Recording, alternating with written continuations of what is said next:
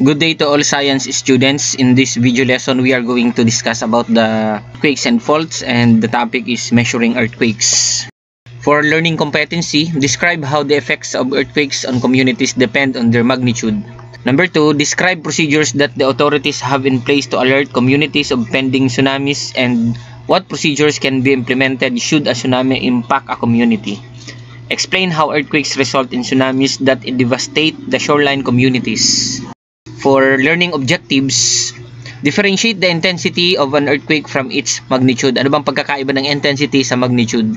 Discuss the effects of earthquakes in the environment and in the community. Describe how tsunami occur. Explain the causes of tsunamis. Describe the necessary courses of action in case of a tsunami. How are earthquakes measured?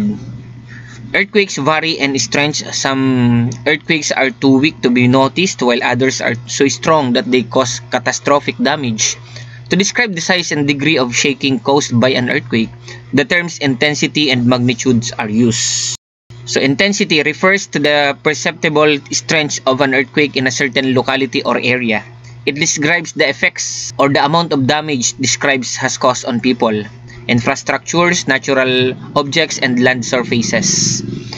In 1996, PBOX adopted a 10-point intensity scale to replace the Rosse-Forel scale, which is one of the first seismic scale, called the PBOX Earthquakes Intensity Scale, or the PBOX Earthquake Intensity Scale, or the PEIS. Categories earthquake from scarcely perceptible to completely devastating, from number 1 to number 10. Intensity 1, for the scale 1, the description, scarcely perceptible, perceptible to people under favorable circumstances, delicately balanced objects are disturbed slightly, still water in containers oscillate slowly. For intensity number 2, slightly felt by few individuals at rest indoors, hanging objects swing slightly, still water in containers oscillates noticeably. And intensity number 3, weak or felt by many people indoors, especially in upper floor or buildings. Some vibrations is felt like one passing of a light truck. Dizziness and nausea are experienced by some people. Hanging objects swing moderately, still water in containers oscillates moderately. For intensity number 4, moderately strong, felt generally by people indoors and by some people outdoors. Light sleepers are weakened. Vibration is felt like a passing of heavy truck. Hanging objects swing considerably. Dinner plates, glasses, windows, and doors rattle. Floor and walls of wood frame buildings creak. Standing motor cars may rock slightly. Liquids in containers are slightly disturbed. Water in containers oscillate strongly. Rumbling sound may sometimes be heard. For intensity number 5, strong, generally felt by most people indoors and outdoors. Many sleeping people are awakened. Some are frightened, some run outdoors. Strong shaking and rocking felt throughout the building. Hanging objects swing violently. Dining utensils clatter and clink. Some are broken. Small, light, and unstable objects may fall or overturn. Liquids spill from filled open containers. Standing vehicles rock noticeably. Shaking of leaves and twigs of trees are noticeable. For number 6, intensity number 6, very strong. Many people are frightened, many run outdoors, some people lost their balance. Motorists feel like driving in flat tires. Heavy objects or furniture move or may be shifted. Small church bells may ring. Wall plaster may crack. Very old or poorly built houses and man-made structures are slightly damaged. Well-built structures are not affected. Limited rockfalls and rolling boulders occur in hilly to mountainous areas and escarpments. Trees are noticeably shaken. And intensity number 7, or destructive. Most people are frightened and run outdoors. People find it difficult to stand in upper floors. Heavy objects and furnitures overturn or topple. Big church bells may ring. Old or poorly built structures suffer considerably damage. Some well-built structures are slightly damaged. Some cracks may appear on dikes, fish pond, road surface, or concrete hollow blocks walls. Limited liquefaction, lateral spreading, and landslide are observed. Trees are shaken strongly. When we say liquefaction, is a process by which loose saturated sand lose strength during an earthquake and behave like liquid. For number 7, very destructive. People find it difficult to stand even outdoors. Many well-built buildings are considerably damaged. Concrete dikes and foundations of bridges are destroyed by ground settling or toppling. Railway tracks are bent or broken. Tombstone may be displaced, twisted, or overturned. Utility posts, towers, and monuments may tilt or topple. Water and sewer pipes may be bent, twisted, or broken. Liquefaction and lateral spreading cause man-made structure to sink, tilt, or topple. Numerous landslide and rockfalls occur in mountainous and hilly areas. Boulders are thrown out from their position, particularly near the epicenter. Fissures and fault ruptures may be observed. Trees are violently shaken. Water is flushed or stopped over dikes or banks of rivers. For number 9, devastating. People are forcibly thrown to ground. Many cries shake with fear. Most buildings are totally damaged. Bridges and elevated concrete structures are toppled or destroyed. Numerous utility posts, towers, and monuments are tilted, toppled, or broken. Water sewer pipes are bent, twisted, or broken. Landslide and liquefaction with lateral spreadings and sand boils are widespread. The ground is distorted into undulations. Trees are shaken very violently, with some toppled or broken. Boulders are commonly thrown out. River waste splashes violently on slopes over dikes and banks. For number 10, completely devastating. Practically all man-made structures are destroyed. Massive landslide and liquefaction, large-scale subsidence and uplifting of landforms, and many ground fissures are observed. Changes in river courses and destructive sieges in large lakes occur. Many trees are toppled, broken, and uprooted. So, yun yung sukatan in terms of intensity. Ang pinag-uusapan po dito is the damage. So, intensity is generally greater in areas near the epicenter. So, mas malapit sa epicenter, mas matindi ang possible na intensity. However, it is possible that two nearby areas may experience different intensities. Factors that affect or control the intensity or shaking of an earthquake include the depth of the earthquake, distance from fault rupture, ground material, and building construction. So, yun yung mga bagay na nakaka-apekto in terms of intensity. So, the distance from the epicenter. Ano naman itong magnitude of an earthquake?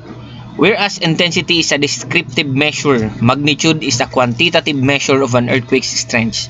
The magnitude of an earthquake refers to the amount of energy released. This is determined from the amplitude of the surface waves recorded by a seismometer, a device that detects and records ground motions caused by earthquakes and volcanic eruptions. The quantitative measured for earthquake's magnitude is called Richter scale, devised by American seismologist Charles Francis Richter. It is logarithmic scale where an increase of 1 unit on a Richter scale is roughly equal to the tenfold increase in measured amplitude. For example, the wave amplitude of a magnitude 7 earthquake is 10 times greater than the magnitude 6 and 100 times greater than magnitude 5. The energy released by an earthquake increases about 30 times with each step of the scale. So ito po yung pinakasama rin nung Richter scale, sukatan kung ano ba ang magnitude nung earthquake. So from magnitude 1 to 1.9, ang tawag dyan is micro, millions per year nangyayari, not felt or rarely felt. And then 2.0 to 2.9, minor, 1 million per year, slightly felt by some people. 3.0 to 3.9, minor, that is 100,000 per year na nangyayari, meaning kad madalas itong mga may hinang ito. Often felt but very rarely cause damage. 4 to 4.9, light, this is 10,000 per year, meaning ang dami din pala nito. Felt by people near the epicenter, 0 or minimal damage. From 5 to 5.9, moderate, 1,000 per year. Felt by everyone, damage to weak buildings. 6 to 6.9, strong, 100 per year. Felt in wider areas, moderate to severe damage. 7 to 7.9, major, description po nito, major. O 10 per year, bihira ito kasi malakas na. Felt across great distances and it causes severe damage. 8 to 8.9, great o 1 per year. Felt in extremely large regions, very severe damage. And higher than 9, great, 1 to 10 per year. Near or total destruction, permanent ground changes. Ito yung another description kung i-detailed pa po natin. Ayun, yung sa 10 na pala po is epic. Okay, for a mini test, describe the intensity of an earthquake as you move further from the epicenter. Habang lumalayo ka sa epicenter, ulitin po natin, pag sinabing epicenter, ito yung directly above the focus, yung pinagmulan ng earthquake. Kapag malayo ka doon, ano kaya ang intensity? Okay, the intensity of an earthquake decreases as you move further from the epicenter. So, habang lumalayo tayo sa epicenter, mas bumababa ang intensity. So define earthquake using the terms magnitude, intensity, and energy. So earthquakes occur because of the release of stored energy from rocks.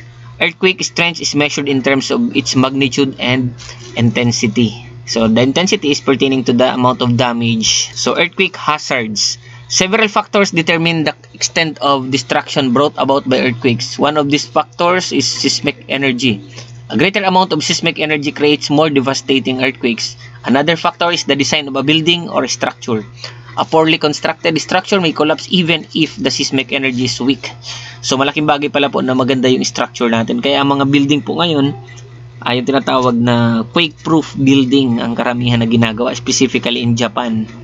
Yun po dito sa atin sa Pilipinas, yung tinatawag na Philippine Arena sa Bulacan, that is quake-proof building. So kung dinesign siya na kahit up to 7.5 magnitude ay kaya niyang mag-stand na hindi nadadamage. So the distance from the epicenter is another factor to consider. Although seismic waves become progressively weaker as they move away from the epicenter, regions within 20 to 30 km from the epicenter experience about the same degree of ground shaking. The nature of the underlying rocks and soil affects the degree of shaking experienced in a certain place. Ito yung figure, kung titignan natin, ito yung focus, this is the main source of the earthquake, at yung direct link nakatapat sa kanya sa taas, sa surface ng earth, that is the epicenter. Ito yung fault line or the crack, and then the seismic wave being recorded. Ang tanong, which among the houses will experience the greatest damage? Explain your answer. So kung titignan natin, ang pinakamalapit na house ay itong house A. Sabi natin kanina, habang mas malapit ay mas malakas ang damage na pwedeng mangyari. So ito yung pinakamalapit. So what are the things that you will consider in finding the safest location for your dream house? So you're going to consider the fault line. Baka nasa fault line ka, or ang mangyari pa yung bahay mo yung nasa gitna mismo ng fault line. Okay, in brief, the hazards associated with earthquakes depend on the strength of the earthquake and the physical features of the areas it affects. The primary earthquake hazards include the following. Number 1, ground shaking is the main cause of destruction during an earthquake. Vibration may cause tall buildings to collapse, roads and railroad tracks to break, electric posts to topple, water pipes to dislodge, dams to fail, and landslide to occur. For number 2, liquefaction results in ground subsidence and causes structures to sink or tilt. During earthquakes, loose sand and soil that are saturated with water become incapable of supporting structures, causing collapse. Okay, for number 3, landslide refers to the downward movement of soil or rocks. This happens because ground shaking can loosen rock and soil materials and reduce the cohesion among the particles. This makes it easier for the force of gravity to pull the materials downward.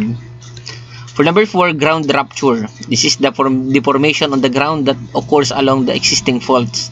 Places located on top of and along fault trace face a high risk of ground rupture. Structures on top of ruptured faults are destroyed. For number 5, tsunami is a Japanese term used to describe a series of ocean waves generated by the displacement of water due to underwater earthquakes or volcanic eruption. So nangyayari pala po kapag nagkaroon ng volcanic eruption underwater, or yung tinatawag naman na kapag dalawang plates na nagsalubungan, converging plates, o converging of two oceanic plates, there is a tendency that it can produce a tsunami. Ayan, ito yung mga sample po. Yung huge boulders block a highway at Cortez Township, Bohol on October 16, 2013, a day after a 7.2 magnitude quake struck, and Philippine Institute of Volcanology and Seismology, or the PBOX, traced the epicenter of the earthquake 6 kilometers southwest of Sagbayan, Bohol. So another one, a view of portion of a damaged highway in Getafe, Bohol, Central Philippines on October 16, 2013. So ayan, napakalapit po niyan sa fault line or dun sa epicenter. The energy of an 8.0 magnitude earthquake is equivalent to about 6,270,000 tons of TNT explosives. Most tsunamis are generated by earthquakes less than 100 km below the Earth's surface. The energy from such an earthquake causes the ocean floor to rise or fall, triggering a tsunami. Volcanic eruption under the ocean, submarine landslide, or landslides in the mountain carrying a big volume of debris to the ocean can also cause tsunami. Large meteorites plunging into the ocean may also cause tsunamis. So in a tsunami, waves move outward in all directions away from the source. A tsunami is formed as the displaced water moves under the influence of gravity. The wavelength of the tsunami is very large as the wave moves closer to the shore, where the depth of the ocean floor is less. The wave is compressed to the wavelength, so wavelength is shortened. Wave energy is directed upward, causing the height of water to dramatically increase. The height of the water generally reach up to about 30 cm above sea level, but can also be as high as 600 meters. So ito yung example, a strong undersea earthquakes struck off the southern Philippines on Saturday, December 29, 2018. So the tsunami that hit the island of Sulawesi in Indonesia on September 28, 2018 shows the destruction that tsunamis can cause. The tsunami, triggered by a 7.5 magnitude earthquake, caused water to smash buildings and houses, killing more than 400 people and badly injuring another 400. The epicenter of the earthquake was located in the mountainous region of Donggala Regency in the central Sulawesi province of Indonesia. The earthquake was triggered by the movement of the Palu Coro Fault, which is 20 kilometers depth. For a tsunami to be formed, an earthquake of great magnitude must have occurred. Earthquakes of magnitude between 6.5 to 7.5 do not usually produce tsunamis. Earthquakes of magnitude 7.9 and greater might produce destructive local tsunamis near the epicenter. The source of energy should be big enough and close enough to the ocean floor. So each one of us in the community should learn some important tsunami safety and preparedness measures, such as the following. Number 1, do not stay in low-lying coastal areas after a felt earthquake. Move to higher grounds immediately. So magandang panoorin nyo po nito yung San Andreas 2015. More on earthquake and about tsunami. If unusual sea conditions like rapid lowering of sea level are observed and unusual noise like an approaching train, plane or whistling is heard, immediately moves towards higher grounds. Never go down the beach to watch a tsunami. When you see the wave, it might be too late to escape it. Number 4, during the retreat of sea level, interesting sights are often revealed. Fish may be stranded on dry land, attracting people to collect them. Sandbars and coral flats may also be exposed. Watching these scenes could put you in grave danger. Move away from the shoreline and quickly go to higher ground away from the coast.